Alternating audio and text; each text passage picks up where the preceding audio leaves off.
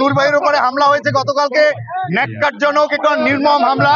এই হামলার আমরা প্রতিবাদ জানাই এবং প্রতিবাদের মাত্রা হচ্ছে 24 ঘন্টার আলটিমেটাম দেওয়া হয়েছিল।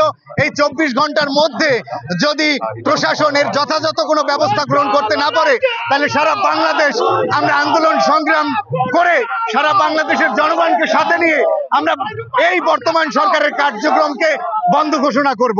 এবং এই ভিপি নুরুল হক নূর মানে নতুন বাংলাদেশ, যেই 18 সালের কোটা সংস্কারের আন্দোলনের মধ্য দিয়ে নতুন বাংলাদেশের পথকে সামনে, আন্দোলনের এই পথকে সামনে এগিয়ে নিয়ে গেছে, তারুণ্যকে উজ্জীবিত করেছে আন্দোলন সংগ্রামে। সেই ভিপি নুরুল হক নূরের উপরে প্রশাসনের সদস্যদের উপস্থিতিতে এই রকমের নির্মম বর্বরচিত হামলা একেবারে তীব্র থেকে তীব্র নিন্দা জানাই এবং সারা বাংলাদেশ আমরা অচল করে দেওয়ার হুঁশিয়ারি দিচ্ছি।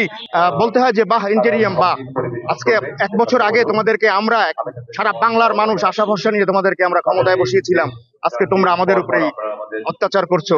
ঠিক আছে, বিপ্লবীরা কিন্তু আসলে কখনো হেরে যায় না, সাময়িকভাবে তাদেরকে স্তব্ধ করা যায়। আজকে সারা বাংলাদেশের বিপ্লবীরা ফুঁসে উঠেছে। বসুন্ধরা টিস্যু, অশুদ্ধতার বিরুদ্ধে এক বিন্দুও ছাড় নয়। আমরা চাই অবিলম্বে যারা এই হামলার সাথে জড়িত তাদেরকে আইনের আওতায় এনে 24 ঘন্টার তাদের গ্রেপ্তার করা হোক। আমরা এখন শান্তিপূর্ণভাবে প্রোগ্রাম করব। আমরা দেখেছি, আমরা একটু আগে আমরা টাউন হলের ওদিকে ছিলাম, আমাদের এনসিপির উপরে ককটেল হামলা হয়েছে একটু আগে। তো বরিশালে যদি এই ধরনের হামলার চিন্তা ভাবনা কেউ করে থাকে, তাদেরকে জাত ভাঙা জবাব দেওয়া হবে এবং সারা বরিশালকে অচল করে দেওয়া হবে। ডাকসুর সাবেক বিপি জনাব নুরুল হক নূর, যিনি এদেশের মানুষের ন্যায্য অধিকার প্রতিষ্ঠার জন্য বিভিন্ন সময় হামলা মামলার শিকার হয়েছেন এবং সর্বশেষ আপনারা দেখেছেন যে 24-এর গণ অভ্যুত্থানে ডাকসুর বিপিকে অ্যারেস্ট করার পরে তিনি বলেছিলেন যে 90% পতন হয়ে গেছে, 10% ধাক্কা দিন।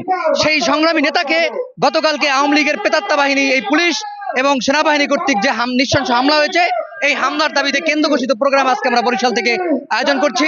আওয়ামী লীগের দোসর যাদেরকে জাতীয় পার্টি এবং জাতীয় পার্টি তারা হলে গিয়ে আওয়ামী লীগের দোসর, তারা হলে গিয়া আওয়ামী লীগকে আবারও বাংলাদেশে আনতে চাচ্ছে এবং তারই ওই পরিপ্রেক্ষিতে আমাদের গণ অধিকার পরিষদ কালকে একটি সংবাদ সম্মেলনের আয়োজন করেছিল যে বিএনপি জাতীয় পার্টি নিষিদ্ধের দাবিতে, এবং তারই ধারাবাহিকতায় আওয়ামী লীগ এবং তাদের দোসর জাতীয় পার্টি এরা মিলে অতর্কিতভাবে হামলা করেছে।